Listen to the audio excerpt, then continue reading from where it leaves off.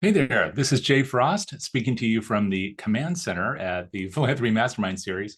Really happy to have you back. And I'm very excited about today's discussion, if you can't tell. But I'm also excited to have you here and hopefully to be a part of a conversation about something that I think all of us have been engaged in one way or another, intentionally or not, for probably close to 2 decades now. And that's the use, of course, of social media for nonprofits. And we're going to be discussing that in detail with people who know it better than just about anyone else.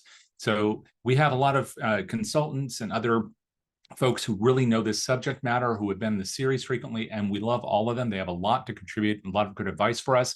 Now we're really going to be talking to people who've been canvassing the depth and breadth of social media use across all sectors around the world, and especially nonprofit sector. So the data that you're about to hear is really pretty dramatic, and I think very, very helpful to us as we plan how to engage with folks, starting with engaging with you right now in the chat. So you can see from the little slides we had coming up there that we would love to hear from you. And I know that our guests would especially love to hear from you. So please do use the chat throughout. And in fact, if you wouldn't mind warming it up for us, we'd love that. If you just say hello, maybe where you're from, and maybe even what you do, that would be very helpful to our guests today, who are going to be talking with us about, of course, social media trends for nonprofits in 2024. And thank you for already warming that up. We have Maddie there. Thanks, Maddie. Oh, wow, it's coming in fast and furious now, so I can't read all the names, but keep an eye on that, folks. So Courtney and Tara, Aiden, Sophia, thank you all very much. So we've got folks from, wow, New York to Arizona, Michigan, and many other places around the country, and I suspect from a few other countries as well. And all of that will be relevant to our discussion because it will not be limited, I don't think, to the US alone, although there's a lot of data here that will really be practicable for us here in the States. So please do keep that coming in the chat. That's really, really very helpful. I also want to give a shout out to our sponsors of the series, of course, DonorSearch. If you want to know more about what they do, we won't be talking about it today, but you can learn a lot about it and a lot about the people who fund everything you do, your donors, over at DonorSearch.net. And while you're there, at DonorSearch.net, you'll find the resources tab has a whole list of all of our programs, past and future. So I hope you'll check that out and be a part of this Masterminds group where you can come and enjoy programs a couple times a week. And they're all built around your needs and interests. So also make sure to fill out that little survey at the conclusion today to let us know what you want to see in here so we can build future programs around you. And now with that, I'm going to jump right in and invite, of course, our two guests here, Ava Taylor and Laura Zubik, to reveal themselves. They've been hiding for a moment while I chattered on here, and welcomed all of you. I'm so happy to have both of you here from Hootsuite. And for those who don't know Hootsuite, I know we're probably going to start a discussion there, but I just want to tell you how excited I am that you could spend time with all of us talking a bit about social media trends based upon everything you've learned over the last year. So Ava, Laura, welcome. Thank you so much. Where should we start? Maybe with a bit of definition about Hootsuite itself. Would you mind telling us a bit about the company, Ava? Yeah, absolutely. It's a pleasure to be here with all of you today. My name is Ava. I am the Director of Social Impact at Hootsuite, and I was formerly the Director of Social Marketing for Hootsuite. And Hootsuite is it was the first social media management platform, started in 2008. So since then, we've grown to work with thousands of small businesses, large enterprises, and over 10,000 nonprofits now on how to manage your social media effectively and drive results. So really excited to be here, and I'll pass it to Laura to introduce herself as well. Yeah, hi everyone. I'm a social impact manager at Hootsuite. Work closely with Ava. I've been with the company for 2 years. My background is in marketing, diversity, equity, inclusion work, and social impact work. And I now have the pleasure of getting to work with nonprofits like yourselves on our Hootsuite programs to really empower you with discount access to product. And I think even maybe more importantly, education around how nonprofits can really maximize your social strategies to help drive your mission. You know, maybe as we begin, folks who are here in the room, if you are in a social media specific role, we would love to know that. And feel free to reference maybe even what you use, or if you use Hootsuite, that would be a nice thing to know. Just speaking personally, that was the first platform I used for years in order to manage my social activity. But some people know it and some people don't, and that may be you.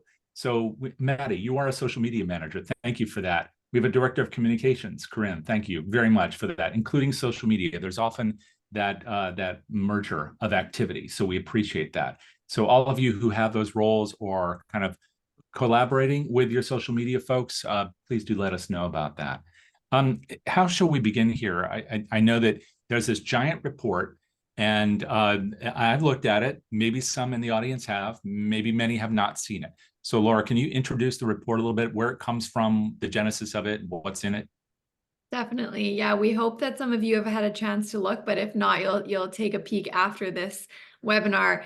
But every single year, Hootsuite puts out a social media trends report to let organizations and brands know, here's what we see from the research that you might want to be leaning into for your strategy for the next year. And this past year, we were very excited to share that we were developing a nonprofit specific social trends report for the first time. So we were able to actually aggregate our data by the nonprofit sector and make sure that those findings in the report are as relevant to your job as possible. I'll share a little bit about the methodology behind the data in the report and how we go about creating that. And then we're happy to share some of the major findings before jumping into the conversation. So the research we do every year, of course, is to inform the trends report. It's a survey of social media marketers around the world. It's interviews with experts, and we also do a lot of secondary research on our teams. This year, we added 3 new sources of primary data, which included a consumer survey, a news analysis of over 15,000 articles from social media reporting blogs and sites, plus a content analysis of 1 million anonymized posts that are connected to Hootsuite. So we took, as you can see, a very deep dive into each of these areas with a nonprofit lens. And we also were delighted to partner with Giving Tuesday to gather insights from their digital strategy and data teams, as well as Pulsar, who helped us to source more quantitative insights from social news and search data analysis. So all of that research is what led us to identify the 3 key trends that you see in the nonprofit report that we'll cover today. I think for many, maybe when we think of social, we think about our own posts, but of course the news element of this has become so dominant. And you just mentioned that we're talking about Pulsar. It's also become so important in terms of our work in generating revenue, that hence the Giving Tuesday reference and why you all are working together. It sounds like that's a lot of the content of this too. If you had 1 million plus anonymized posts, those are people just talking about whatever. But probably a lot of that content itself is also people sharing content, right? I mean, at least historically, something like Twitter, X, was a place where people were posting something, sure, but they were also sharing a lot of textual content. So is there an idea about roughly what percentage of all this content is kind of sharing of information or news versus just people, talking about what they had for lunch? That's a really good question. I don't have a specific breakdown on the topic, but you're absolutely right that a lot of what we see on social is not necessarily firsthand generated content. It might be organizations sharing what's going on in their cause area, sharing thought leadership or advocacy.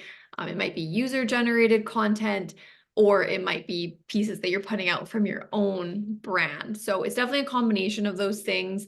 I don't have a specific breakdown for you, but you're absolutely right that what we're talking about today and the trends really cover the entirety of how an organization is showing up on social media, what they're engaging with, what their audience is engaging with and likes to see. And I think we'll cover some of that in our first trend as well. Sure. And before we get into trends, just another question, if you don't mind, for either of you, and this is your first social trends report for the nonprofit sector, correct? Yeah. So if that's true, then but that doesn't suggest that this is the first time you've been releasing reports. You have a large body of data, and you're sharing that data in different ways. You're also canvassing lots of different users. So hence this discussion about brand. Do you have a sense about, and maybe you'll talk about this as we talk about trends, but do you have a sense about how nonprofits have evolved in their use and maybe their proliferation of nonprofit brand use of social media, if it's more dominant today than maybe it was a couple of years ago, if that continues to grow or not, and what maybe what that represents in terms of the report, that all the body of data that you're collecting. How big is the nonprofit piece of the pie? That's an interesting kind of way to phrase the question, because the kind of proliferation of social across all types of organizations has grown and changed so much in the last few years that I think what we're learning from the data is that a lot of the challenges nonprofits have actually don't differ tremendously from other organizations. So, there's the battle around what platforms to use, how much content to produce, do I tailor it per platform, how frequently should I post, how do I get donors, how do I build relationships, and you're kind of almost swapping out the terminology, but a lot of the challenges and the necessary skills are really similar across in order to use it successfully to achieve a goal. So in that respect, it's comforting to see that the lessons learned can be applied kind of across industries, but specifically to how nonprofits are using it. One of the trends we'll talk about is kind of tied to the type of content that performs. And I think it's one of the ones that when I first looked at it, I had a bit of a reaction to it, because I wouldn't associate, a variety of nonprofits are going to be talking about quite sensitive topics, and you wouldn't necessarily correlate with entertainment, for example. But I think that's an important part of the discussion we should have, is what role does that play in order for nonprofits to keep taking, it's almost like we want nonprofits to have a larger piece of that pie in terms of attention and reach and engagement. And there are a number of challenges to overcome to do that as things keep changing, new features pop up, algorithms change, paid social, restricted access to your organic communities. So we'll certainly kind of dig into a bit of that throughout these trends as well, I think in a useful way. Mm-hmm. So, and I did just notice there was a question about where to access the report. And I can't type to everyone in the chat, unfortunately, but we can share a link to that report. It'll be on the, even if you Google Hootsuite report, trends report for nonprofits, it will come up, but we can share a link as well. And in fact, I think Jack has put a link there. Hopefully that is the one to this particular report. We'll keep those links coming to you throughout. We'll make sure those are also included in the notes to this session recording. That isn't an excuse to leave, because we wanted your questions to be part of this discussion. So maybe that's a good segue into this issue of trends. And that's the big feature of this report. What are the big trends? So how shall we start with that? Yes, we can cover kind of a high level, I think, of the three major trends in the report. And then I think a lot of our discussion will be diving into some of the nuances behind those. So drum roll for those three trends. The first, like Ava was just alluding to, is actually about entertainment and how entertainment on social is really going to fuel the return on investment for organizations. So when we talk about return on investment on your social strategy for organizations, this might mean something different to every organization. We're really just referring to what are the tangible impacts and benefits your organization is realizing from the effort gone into your social strategy. So for some organizations, the return might be increasing your brand awareness. For other organizations, it might be based more in a fundraising strategy. It might be volunteer signups. There's so many different avenues that your metrics could be set around. But this trend is uncovering that we learned from consumers after actually socializing with their friends and family on social media. The number one reason they are opening social media and returning to it is to be entertained. And so, like Ava said, entertaining can have a little bit of a funny reaction for nonprofits that have sometimes this very heart-wrenching or serious content. But it really just means enjoyment, and enjoyment can mean a lot of different things. It can mean inspiring hope. It can mean finding community. It can mean being educated. So we can talk a lot more about that. But we will see organizations who really lean into providing that entertaining, valuable content and leaning into relationship building based on that content as the ones that will see the true returns on their social strategies. Our second trend is all about strategic nonprofits committing to their champion platforms. So at a very high level, we're seeing right now, and you as social media marketers know this better than anyone, it is an overwhelming world to be keeping up a presence across the many, many platforms that are out there. And in fact, that is the number one ROI concern that organizations have related to social right now, is the time and budget it takes to maintain that social presence. So this year, this trend that we uncovered is all about organizations identifying and heavily leaning into the platforms that are working best for them, and maybe not shying away from reducing a presence or altogether leaving a presence on social platforms. And then finally, our third trend is about AI. You didn't think you could come to a trends conversation and not hear about AI. And so this trend is really about understanding how nonprofits plan to utilize AI to enhance their social team's capacity. So we can talk about everything from what we heard from nonprofits that they plan to lean into, and we can also offer some of our advice of where AI should show up in your strategy and what should stay in the hands of humans. There's a lot to unlock in all of that. Do you mind if we kind of go through them a little bit each? And maybe there's some examples that you can cite. And in fact, before we start that, I guess, Ava, you made that comment about something that surprised you and you thought might surprise others about entertainment. Is that right? So what about these trends surprised you? I should start with that. And then do you have examples of things that where entertainment as a value is working well and it doesn't rub against the values or the brand of an organization, especially when it's dealing with difficult issues? Yeah, absolutely. It's yeah, I mean, I think entertainment isn't necessarily the word we would associate with the work that a lot of nonprofits are doing, but I do think especially during my time leading social marketing at Hootsuite, having been here for about 7 years, it's really clear that it's all about adding value at the end of the day, and value can show up in all of those different forms that Laura had mentioned. If you teach people something or make them feel something and they remember it, that will go a long way in building a relationship. And one example that comes to mind, we've been doing a lot of work and learning from one of our nonprofit partners, Plan International, and they have tapped into certain key moments. Like for them, one of their cause focus areas is very much about empowerment of women and rights for girls. And, that's a pretty heavy topic, when you think about the disparities in different countries around the world, or the situations that they're sharing. So there can be quite a lot of heavy content about some of the realities that some girls and women are facing. And at the same time, they found a lot of success tapping into a cultural moment around the Barbie film because it had a lot of empowerment themes as well. There's a lot of strong monologues in that. And they were able to kind of take that aesthetic, apply it to social. It resonated really well with the audience, and it helped continue to bring more awareness and reach to what they were trying to champion for. And then they could leverage that moving into more planned campaigns. So that's kind of one example of how entertainment could show up. It could be tapping into something that's happening culturally that makes sense for your particular nonprofit and cause. And then you can leverage the growing conversation that's happening and then kind of, mix that in between your long-standing evergreen type of campaigns, as we call them, that run year round and help build trust and awareness. I love that example of Barbie because we all talked about Barbie or, Barbie and Oppenheimer, all year. But I'm wondering, is there also a potential risk in maybe a legal risk in some cases, right? Like borrowing content in order to talk about brand issues. So even if it aligns well with your brand, do you have the rights to go and borrow from Barbie?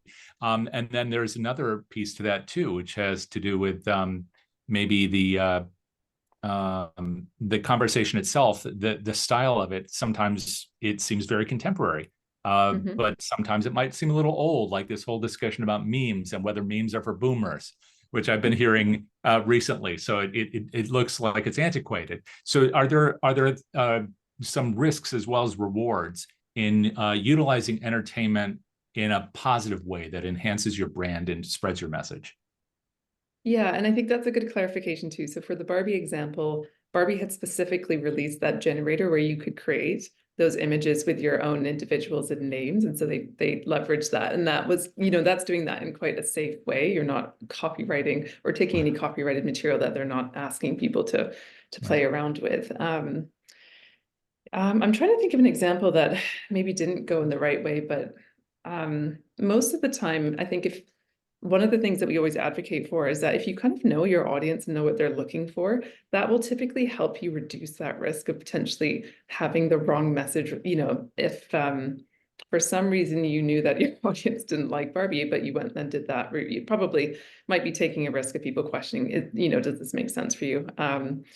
But I think if you have one of the things that we always like to come back to is that at the base of everything that you're doing with social media, having a really clear understanding of why you're using it in the first place, what are your organization's goals, and then how are you using social to achieve those, will help provide a bit of a framework to say, does this make sense for us to go down this route for entertainment if our goal actually is to maybe grow a newsletter list or find volunteers. Having those really clear goals and tying them back to your strategy is going to help not only with the ROI piece, but making decisions around things like entertainment, which can be a lot more subjective, to your point. I don't know, would you add anything to that, Laura? Like, or can you think of a different example? I think I wholeheartedly agree with the comment you're making that it's not about jumping onto every trend. It's about figuring out which trends make sense for your brand voice. And, you know, the kind of jumping onto social trends and maybe that more fun aspect, like Barbie is a really good example of something that felt really uplifting and was really popular. And it is truly what you might think of as like typical entertainment. That's going to make sense in some cases, but entertainment for your brand might also mean, another example I can think of is Witness Change is a nonprofit organization that focuses on uplifting and amplifying the stories of refugees across the world. Very serious, very heavy work that they're involved in, but they take a really amazing perspective to entertainment in telling the emotional stories of their refugees. So they ran a campaign called 1000 Dreams, and it was stories captured by and shared by the refugees that they're supporting. And so I think that's kind of a balancing example to something that is also kind of quote unquote what we're talking about as entertainment, just in a very different light. So yeah, that's what I would share there. Another cool example that you will see in the report is if you don't necessarily see a way to share your organization's cause focus in a enjoyable way or entertaining way. I think it's argued that that can always be found, but you can lean into methods that are entertaining to engage with, like charity streaming. That's something we're seeing as becoming increasingly popular. Charity streaming is essentially fundraising where you partner with a content creator, very often in the form of maybe like a professional gamer or some kind of gamified version of charity streaming. And so in that case, the way your supporters are engaging with you is entertaining, but it doesn't necessarily mean that your content is lighthearted or fun. They're fundraising for your cause in a fun way. Yeah, I love these examples. Thank you for that. It's also a great segue into platforms. But before we go there, since you mentioned celebrities, there's the issue, of course, about where celebrities are. But maybe even before that, it's do we work with celebrities or not? One of the issues that people have talked about in the past is that one about picking the right kinds of alliances. And you were speaking about that with Barbie. That seems like one that would be easy if it were possible, versus people who might be seen as lightning rods. So that's one aspect. But then another part is that some of the influencers have charged for their time. And one of the big discussions in our sector is, as with an ad that was run at the Super Bowl by a nonprofit, a question about whether or not these expenditures are appropriate. And now maybe that's an inside baseball discussion, I don't know. But for those who are interested in potentially working with celebrity or other influencers to help extend their brand, are there special ways to think about that, go about that you've run into? Yeah, it's an interesting one just because really big celebrities, I think you might run into some folks who think, how much have they spent to get this celebrity partnership if it wasn't donated time? Let's say the celebrity, freely participates, that's great. You'd probably get quite a lot of reach and awareness for it. But if you pay for it, then people might question, okay, where are my dollars going? I think trust in all situations and in all of the trends we talk about is essential for building that community foundation on social media that you can then tap into for fundraising or emergency appeals down the line. And certainly when we talk about entertainment and content, it's giving the people what they want in a way that recognizes it's not always about your nonprofit, and you do need to talk about kind of a variety of things related to it that helps communicate the impact you're having, which will help make it more clear for folks what your organization does. And then when people give to it or support or volunteer, they understand what impact they're having, and getting those regular updates on that, I think, is important. So you could find having a celebrity involvement great for reach and awareness, but also potentially a detractor in terms of how are you spending the money I've given your organization. I think collaborations as a whole are really important, and I wouldn't discount smaller influencers that are really representative of, if you're trying to reach a really specific engaged group of folks, whether it's those who are looking for your services or those who might donate and fund the services, you can probably get a more effective partnerships with a variety of smaller influencers who have a very engaged small community. We've seen this happen with one of our well, not technically a nonprofit, but NGOs. The World Health Organization works with hundreds of doctors and nurses around the world to help combat misinformation around things like vaccines by working with small engaged influencers who have really engaged communities in local areas and local languages with their cultural, what cultural nuances they need to know about. Like, that's a really effective way, rather than maybe one celebrity blanket messaging many different communities and different beliefs and experiences. So it's also partnering with other nonprofits is a great way to maybe skip the celebrity route and then reach new audiences if that's what you're trying to use the celebrity for. But yeah, would you agree, Laura? Would you, or Yeah, I think it's a much more realistic conversation for the majority of nonprofits to be thinking about those micro influencers than, partnering with Ryan Reynolds is probably 1% of nonprofits in the world that can afford to do something like that. And what we know from research that the average cost to work with an influencer in the US is $100 per post. So it's actually a lot less, I think, than what people might suspect to work with an influencer. But in the industry, there are, like Ava said, a lot of creative ways that you can likely be doing partnerships or those micro influencer models for no cost to your organization. It's just mutually beneficial to both parties. This is again a great place to dive into this next subject. But would you mind defining micro influencer for everybody here? Yeah, probably under 10,000 followers at least, if not maybe even a little bit smaller. There's a real quality component to it. Like, I think over the years, as some folks would have tried to build up a following through buying followers, like, you can tell from the engagement on their content if they've got an actually engaged community, and certain influencer platforms will probably give you a more honest assessment if they've got X thousand or million followers and their engagement rate is 0.1%. Is it worthwhile versus maybe an engaged audience of 10,000 people who are in a really specific area of focus that you want to reach and their engagement rate's like 12%? You're just going to have, I think, better outcomes of the types of people you want to follow and engage with you. Yeah, thank you for that. We do have some questions in the chat, which I think get into this issue that you were just about to start on, Laura, which is about the platforms, because you mentioned charity streaming. And that's something very exciting that I would say the bulk of folks in the fundraising sector are still not really engaging in. There are some organizations that have done brilliantly at it, and they're raising a lot of money by partnering with streamers, and we've talked about it a little bit in the series.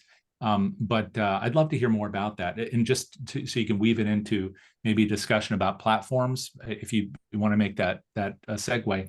Layla had asked, is there an example of charity streaming that you think did a good job of balancing the gaming aspect with a more serious message for fundraising?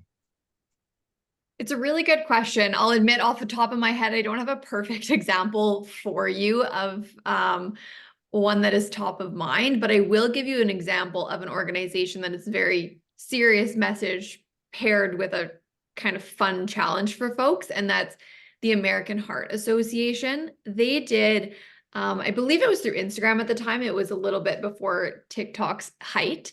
But they did a challenge called the Keep the Beat Challenge. Beat obviously being kind of their fun play into the serious work they do around heart health. But they put out a challenge to ask folks to make a reel of themselves dancing to keep the beat, and then challenge 3 friends to do the same. And so, we see those types of user generated and peer-to-peer encouraged fundraising efforts from organizations decently often that, sometimes go viral, but often are smaller and just make it through a group of friends, or help to extend your donor base in that way. So I think it's those types of creative ways where you're thinking of what's fun for someone to jump onto, like a social trend or something that people might find enjoyable to do with their friends, but they're doing it in a way that's fundraising. And I think your cause could be extremely serious, and the fundraising effort doesn't need to match the tone of that serious day-to-day work. You're really just looking for ways to increase awareness, obviously with hopefully some tie, like the beat to heart tie in. If we move into the platforms conversation, so what we found is that, the average social media user is logging into about 7 platforms each month, which makes it really hard to be everywhere that your audience is. We're all very strapped for time and resources. It's especially true for nonprofits. This audience knows that better than anyone. So this trend really focuses on how nonprofits can stop stretching themselves thin and double down on the platforms that get results. We are here to be the first ones to tell you, you don't need to be on every single platform. That's not what defines a successful social strategy. But you do really need to understand how your organizational objectives tie to your social strategy. So being really clear on what are we trying to do, and then understanding who you're trying to reach will help you understand, okay, which platform is that audience on, and where are we actually seeing the results for those objectives come from. Once you're really clear on your objectives, we recommend to do a very detailed audit across all of your platforms to understand what are the actual metrics coming from each of the posts you made in the last month across different platforms. What audience were the ones that were engaging? And then you can understand, okay, maybe we have a lot of engagement on this platform, but it's not the audience we're trying to reach at all. And it will help you understand that's not where your effort should be. What we did learn from our research is that the top platforms nonprofits have the most confidence are delivering a positive ROI for them are Facebook, LinkedIn, and Instagram. Facebook, we actually see nonprofits utilize and have more confidence in than other industries still. So there's about a 6% increase in comparison to other industries that nonprofits are still really seeing success on Facebook. We also learned that, utilization and presence on platforms doesn't necessarily equal confidence in the return they're getting. So a great example of that is X, formerly Twitter. Nearly 80% of nonprofits are still on it, but only 25% believe they're actually getting return from that platform. So it's a really good indicator that if that's the way that you're answering the question or what you're discovering from your audit, maybe that's a platform that you're able to take a step back from. And we can also maybe provide some guidance on if you do decide to move back from a platform, how should you go about doing that? But the overarching message on platforms is that you really need to identify which ones are delivering for you and lean most heavily into those platforms.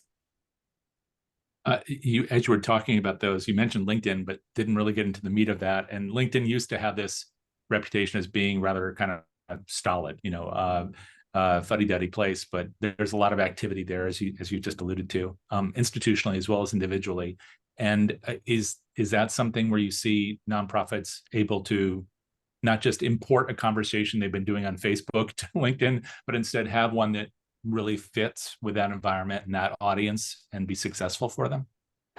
Yeah, it's a great question. And Ava, I want to hear your thoughts on it as well. But I think the initial reaction to it is LinkedIn might be a better place for some nonprofits than others. And, if maybe that is the place that you're sharing research that your nonprofit is doing, it might be the place that you're trying to connect with corporate donors and build those types of partnerships and relationships. But, if you're looking to reach a Gen Z audience, then maybe it's not the place yet that is the most successful platform for you. So it really comes down to who you're trying to reach and what your content is about to determine if that's the best spot for you. But we are seeing a lot of nonprofits find success there from the research. Ava, Yeah, it's a good way to connect. Yeah. The communities and the quality of LinkedIn as a social network has really stayed strong over the years. So I think people are using it as a place to build trust, communicate impact, connect with volunteers and corporate sponsors and things as well. And there's also quite a lot of communities for nonprofits and how to successfully market and learn new skills in that environment as well. So there's a lot of value to be had. And I think to your point, Laura, about picking platforms and audits, I just pinged a link that maybe Jay, you could share with everyone, but we do have a number of free templates just to help all of our users figure out which platforms make sense for you. So rather than everyone create their own, double the effort and do the work, there is a free template you can use specifically for nonprofits. But it's I think LinkedIn plays a unique role, and this comes back to kind of what are the goals? Is it finding its sponsors? Is it finding volunteers? If you think about folks who might have money to donate, LinkedIn could be a great place for that. A good place to collaborate with other nonprofits as well, or form partnerships. So it's definitely got a role to play. It just comes back to what is the purpose of social for you, your ultimate organizational goals that you're laddering up to. Right. And you both have talked about knowing your audience, I guess, as much as possible before engaging with a platform effectively. That has not always been the case with us in the sector. But it's a really important reminder to do that. Maybe a follow-up question to that has to do with tone, because the tone is different in different places. So if you do want to speak with a Gen Z audience and you also want to speak with a boomer, I don't love all these terms, but when an audience that is a different cohort, different by age or whatever demographics, then is there any risk of tonal confusion for people who might be across those platforms? So, you sound like this over here, but you sound like that over there, sort of like a person at a party who sounds like this in one part of the room, then they walk over to talk to somebody else and they sound like an entirely different person. Is there a tonal issue that organizations should be aware of, or is that really not much of an issue because these markets are somewhat segregated? It's a good question. And I don't know about tonal difference because I don't actually see a lot of organizations changing their tone depending on the platform or maybe the audience, because at the end of the day, if you think about that very short window that you have to grab someone's attention, your best bet is to make it extremely concise and clear and easy to understand at a glance. People often don't take the time to reread things and see, did I get that? Or, that didn't make sense to me because I'm not maybe familiar with Gen Z terminology. So the best bet really is to kind of have a clear voice that represents your organization so that it's more of a consistent experience, I would say, across platforms. And then making sure that it's very clear, very concise, have a very, actionable bite-sized purpose statement. Why should people kind of care when they come across one of your posts? Hit them with that impact right up front in as few words as possible. Have all of your links shortened to avoid taking up space. Use the hashtags in the comments. You want to make sure that precious real estate and that couple of seconds that you have someone's attention, you need to make the most of it. So I would probably avoid maybe leaning in too heavily into things like lingo unless it feels like a really obvious fit.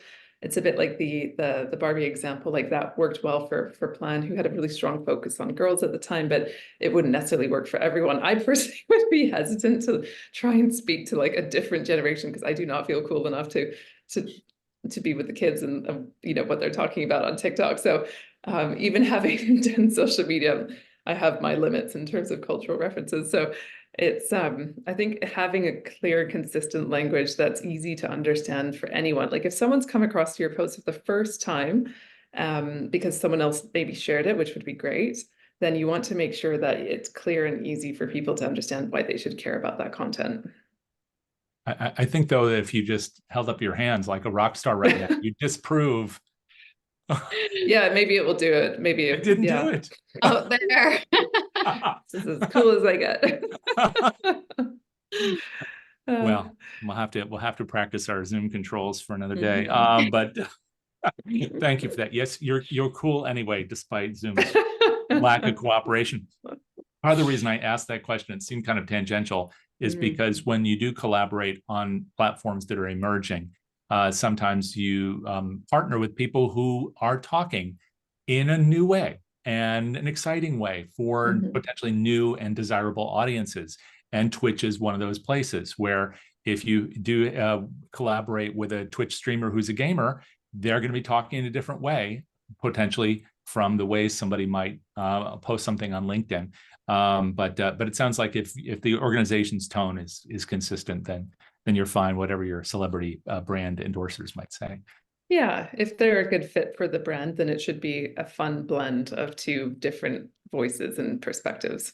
Sure. So Yeah. I guess we moved off of the platforms a little bit, and I don't know if there's anything else you wanted to add to that, Laura, before we tried to ask you about AI, because a discussion about anything without talking about AI makes no sense, but also mainly because it is a key trend, not only that you've discovered, but we see it in everything we do, including what I was hoping we would show by Ava raising her hands.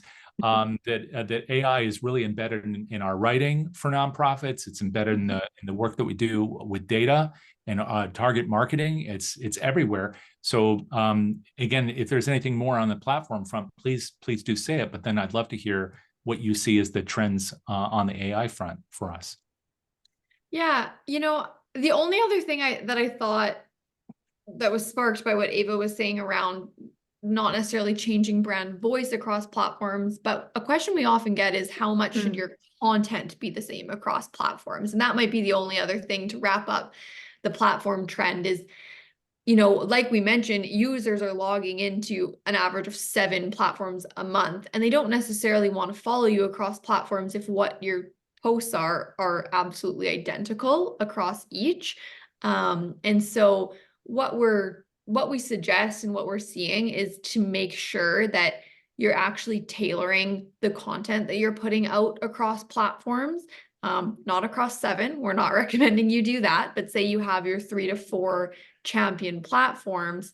Perhaps, on Instagram and TikTok is where American Heart Association is sharing the actual fun, engaging part of the Keep the Beat challenge. But then on LinkedIn, they're thanking the corporate sponsors who got involved in that campaign overall. So just making sure that you're actually tailoring it to who the audience is while still being true to your brand voice is kind of our overall recommendation there. But let's hop into AI if we feel wrapped up on the platform trend. And AI, we're not going to have all the perfect answers for you, so you might have questions that we don't know yet. We're all watching this unfold day to day, but we do have the data that we're hearing from nonprofits and our own suggestions of how to lean in. So we are hearing from the surveys that we sent that nonprofits are planning to increase their AI use in 2024 up to 500% in some areas. So really leaning in. The number one motivator is to reduce staff workload, which I don't think is any surprise. But we also, because we interviewed the social media marketer side, we also interviewed the consumer side of social media.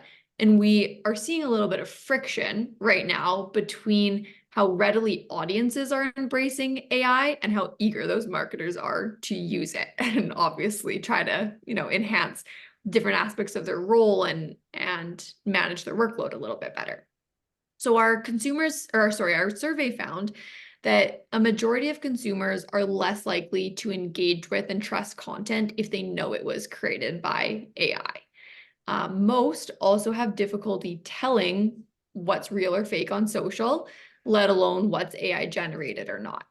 Now, that does vary slightly across generations, but the bottom line is that organizations do really need to find that balance by taking the time to know who their audience is, like we've mentioned, and how they feel about AI. And then making very intentional decisions about which tasks to keep with the humans to help build relationships and maintain trust with those supporters, because you don't want to lean too heavily into AI and risk the trust that you have with supporters, because then you're really risking everything that you've built on social.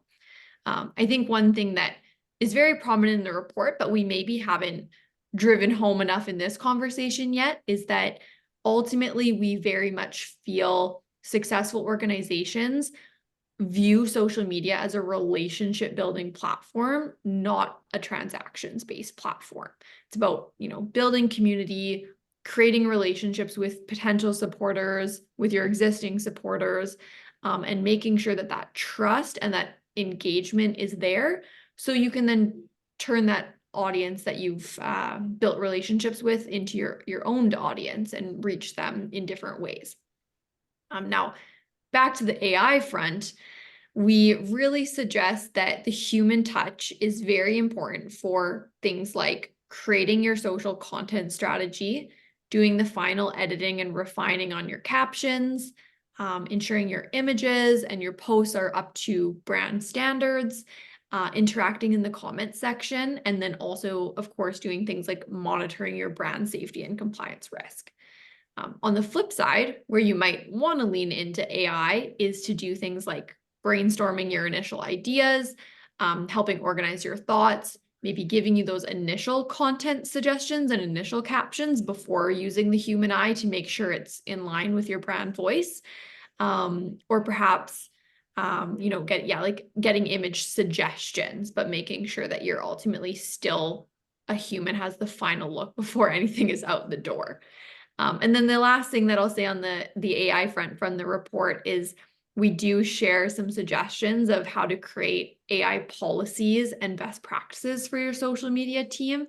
It's very important just to have those and make sure everyone is aligned with how to use AI safely and effectively on your team. There's a lot to unpack there, and I know we don't have too much more time today, but can you point to an example of people using AI well, especially in light of what's going to be happening as we get towards Giving Tuesday? I know there's a bonus section of your report that's preparing for Giving Tuesday. Obviously, people will be leaning into the use of this in order to save time.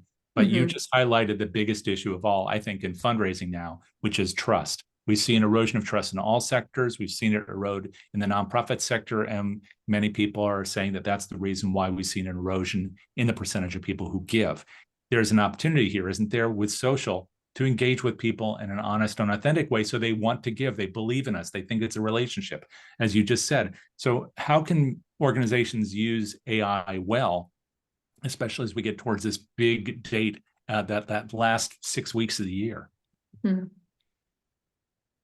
Yeah, one of the ways, like, we've seen people using it, especially kind of the nonprofits and clients that we work with, is there's a lot of historical data, for example, in our, across our accounts on the Hootsuite side. So we have an hourly writer tool that will recommend captions based on your best performing months from before, which is a fairly low risk approach because it's looking at what you've done in the past, what's worked well for people in terms of when to post, and kind of just recommending best times to post for engagement results, or these posts worked well for you before, or these dates are coming up, we've generated some posts, and then you can go ahead and edit them as much as you like to fit in with your brand voice and term, if you have certain words that you like to use, that kind of thing. So that's a fairly low risk, low touch way where it's kind of taking best performing data to help you just narrow down, like, Tuesdays at 11 a.m. seem to be my best time of the week to post, and I could schedule ahead. And to your point about Giving Tuesday and getting prepared, I think there's a lot of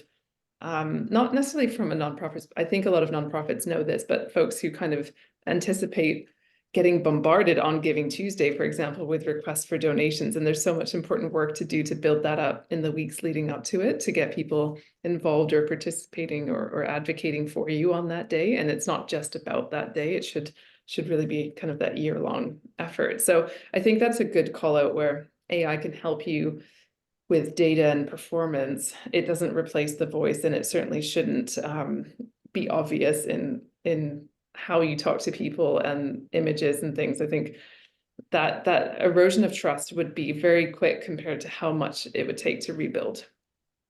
But if something goes wrong, it seems to work best to be really upfront and transparent about it and just kind of address it head on. Yeah, thank you for that. And also, I love the idea that about that planning ahead, not just so that we manage our workload, but so that we can manage to be honest throughout the entire year about what it is that we're trying to do, which is relationships first and fundraising second, because ChatGPT will let people write a plan maybe right now. So they're not trying to write a plan for Giving Tuesday 2 weeks before Giving Tuesday. They can do it 10 months before Giving Tuesday. But that's a lot to unpack there. But it also sounds like Hootsuite itself has some tools for this within its suite. So for those unfamiliar with it, as somebody who's used it before, I would recommend taking a look if you don't have tools that do that for you right now. But also, we had a question from Kate in the audience, just saying, are there places where there's an AI policy doc of the kind that you were mentioning earlier? Is there something within Hootsuite or something you can recommend outside of that, which would give people an idea about policies that they should implement? Yeah, Kate, the policy that I was mentioning just a minute ago is actually within the trends report. So if you look to the AI trends section within our report, there is some advice there about building an AI policy. I think that's what you're referring to. Thank you very much for that, Laura. So I know we're getting towards the end, and the audience is is here and they're engaged. But I do have a big question, which is what's coming up next, because we have to plan so we aren't surprised by the next big platform explosion or by the next big implosion, which you've alluded to with X.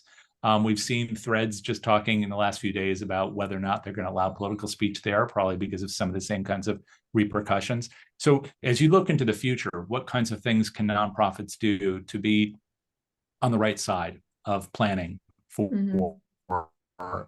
their audiences and for their fundraising? Go ahead, Ava. Sorry. I know we're always a big question. No, it's 2024 is kind of a big year.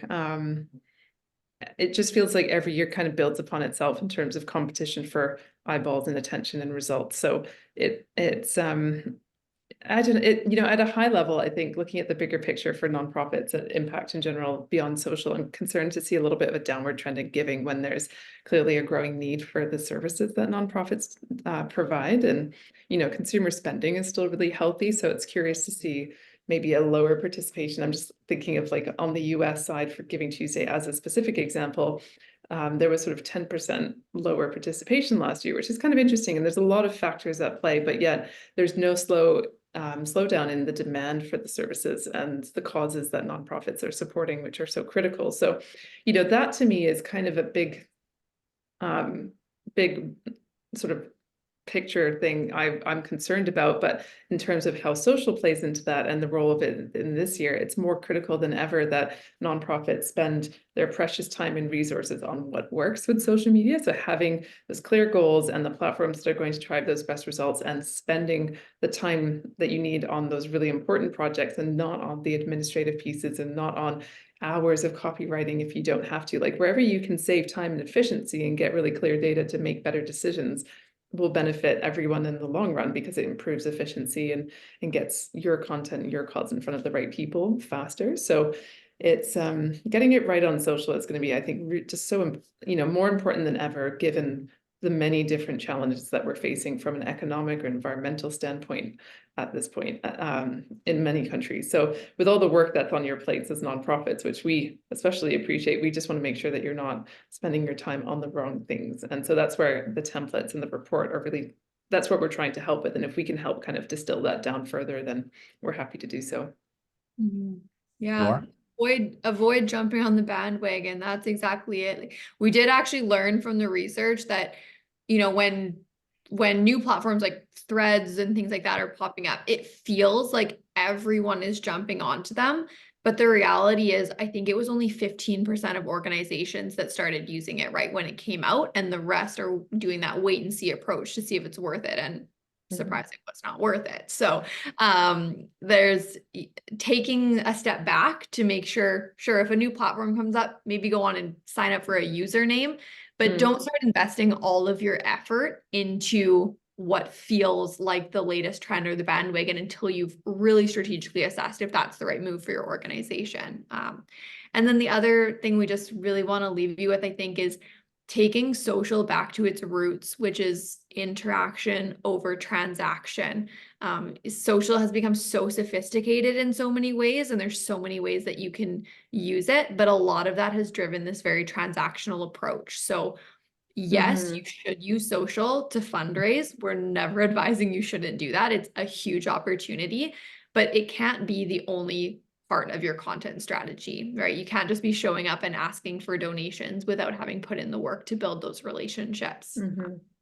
And so that's really the big message we have, is be very intentional about what is valuable for your audience, so that when you are using engagement as a metric to report how well or not your social strategy is working to your leadership, you can actually say, we've put out engaging content and people are engaging with it, instead of just talked about ourselves on social, and shocker, our engagement rates aren't very high.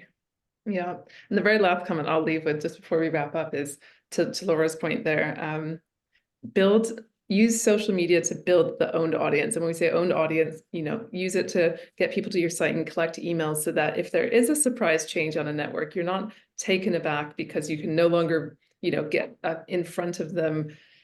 It's so helpful to have a balance between social and email, and building that list that you own, I think, is tremendously important as that safety measure for nonprofits who need to fundraise, and you don't want to be taken by surprise if something dramatic happens. There are so many things that you shared that are great learnings. Interaction, not transaction. And if I've summarized what you just said, don't ghost your supporters. So yeah, if you're going to leave a place, then make sure you're still talking to the people who care. All of this is so wonderful. We have some information that's here in the chat. Of course, a link to this report. I really strongly encourage people to take a look at the report. Will there be another one coming out next year that you have teed up? Yeah, you can look for that at the end of this year's, when we launch around November or December. So thank you for all of that. Really do appreciate it. And if people have questions, if they want to reach out to either of you or to the company, what's the best thing to do to be in contact or to follow your activity and the reports that you conduct? If you would like to reach out to either of us on LinkedIn, please do so. Otherwise, the formal program that we run, and I know some of the comments are going to the host and panelists, not everyone. Tiffany asked about discounts and things like that. We run our Hoot Giving program for nonprofits, and this is where a lot of the content comes up. So we have sessions throughout the year with nonprofits to share learnings and insights as well. So our next Uplift workshop is with Canva coming up in March. But yeah, Hoot Giving, if you Google that, is a very great central place to figure out how we can help you. We know that nonprofits don't have all the budgets that other businesses do. So that's kind of what we're focused on. Well, again, thank you both so much. Really, really wonderful. Appreciate your time, and especially what you're doing and sharing with all of us in the sector. It'd be great to hear what new things you learn at the end of your reporting period next time around. So thank you. I want to thank everybody for hanging out here too, and encourage you to not only get a copy of that report, but to follow their work. That's how I learned about the report, and maybe on that email list. And also to hang around for just a minute so you can take a look at the little icon you'll see, the QR code, if you want to learn more about this series, including the session that comes up this Thursday, which I'm sure you will enjoy, as well as the podcast. So you can learn all about that there, or of course, over on the DonorSearch site at DonorSearch.net. So with that, I want to say thanks, and we'll look forward to seeing you next time. Take care. Thank you, guys. Thank you for having us.